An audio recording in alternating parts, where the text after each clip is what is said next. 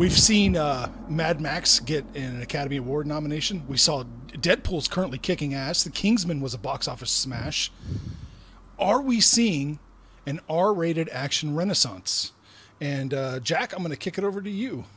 I absolutely hope we are seeing an action movie renaissance. When I caught Daredevil, I caught Deadpool the day before yesterday, and I was blown away. I felt like I was like 17, and it was like 1988 again.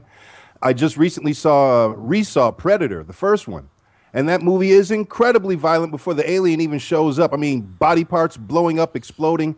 I miss 80s style action movies. I really hope this is a resurgence. I wasn't a big fan of Mad Max, but stuff blew up. People bled. I love that stuff. Show me tits. I'm enjoying all that stuff.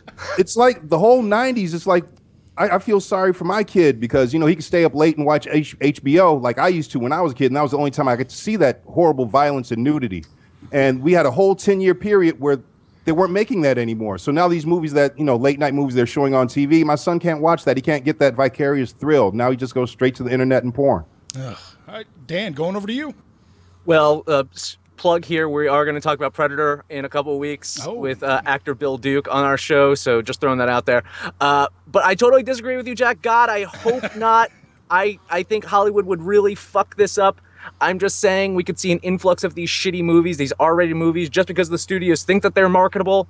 You know, the success of these R-rated movies is kind of like lightning in a bottle, and they should be kind of done organically. You know, I can't like trust Hollywood to really just fund R-rated films just for the sake of trying to make a buck, you know?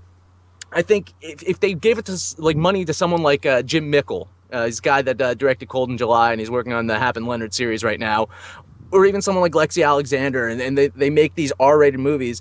But you know what they would do is they would go to like James Wan and say, hey, just remake all of your Fast and Furious movies only with more cursing and more nudity. And that's what they would do, and they would just inundate the market with shit R-rated movies.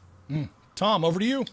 Well, I think it's always about making a buck. I mean, I think what I like about it, I don't really care about the action movies. I'm not a big action movie guy, but I do like the fact that you see movies that aren't, maybe outside of Mad Max, you don't see a movie. You're seeing movies that are sort of in that mid-level budget that doesn't really exist right now. And I think that this is really good to start to see a renaissance of movies that are not $150 million and aren't $5 million movies. So that's what I'm looking for more. I think that, you know, yeah, Hollywood's probably going to screw it up anyway because maybe they don't really think about what it is that makes that lightning in a bottle. But I think that at the end of the day, I'd rather see them try that. I'd rather see them give $80 million to a filmmaker to do something like that, or 60, or I don't remember what Deadpool's budget was. But I think that's an exciting prospect. And I like that it's something that maybe I haven't seen before, because that's a lot more interesting to me than everything else that's out there anyway right now.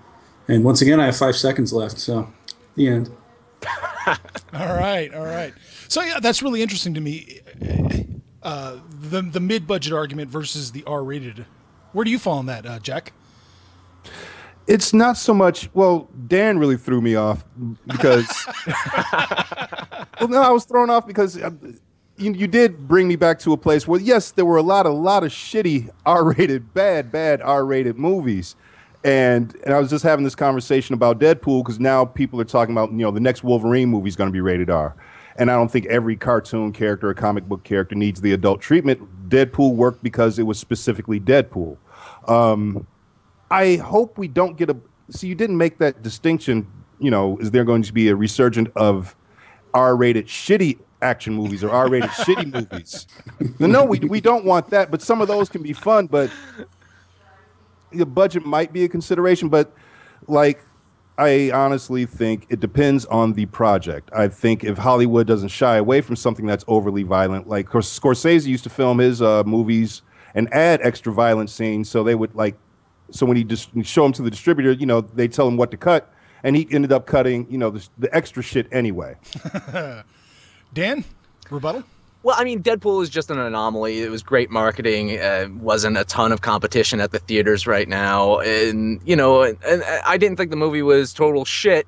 Another shameless plug to go see my review of Deadpool that's on YouTube right now. And I think that R-rated horror films will continue to remain profitable, but mainstream hits like Deadpool and Fury Road, it should be kind of up to natural selection, meaning that studios shouldn't strive to make R-rated blockbusters. They should strive to make good fucking movies. And then if those asshats who give ratings out to movies give it an R, well, just follow Deadpool's kind of lead and hire good marketing people and get the asses into seats to go see the film.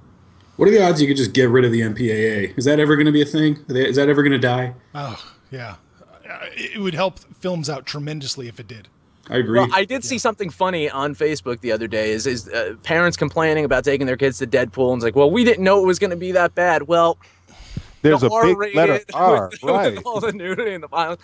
I don't think it needs an actual rating. If you just list what is in the movie, kind of like if you're going to watch like HBO and you say, well, this movie has nudity. Frankly, you should break it down even more so. This has gratuitous nudity, titties at this part, bush at this part. I mean, they should really phrase that way. Explain it a little bit more so we know exactly what we're getting into here. Is it going to be side boob, full butt shot? We don't know. I mean, I want to know that information going into a film, frankly. Absolutely. It would save me a lot of time from having to fast forward through a lot of movies. Right. And by the way, your suggestion of just redo Fast and the Furious with more language and nudity, brilliant. I would be so right there. Money. Yeah, I would be there. I would be there like that. Shot, throwing some boobs and some more cursing. Yeah. All right. That sounds like a blockbuster. All right. We're going to move on to the last topic of this Oscar edition.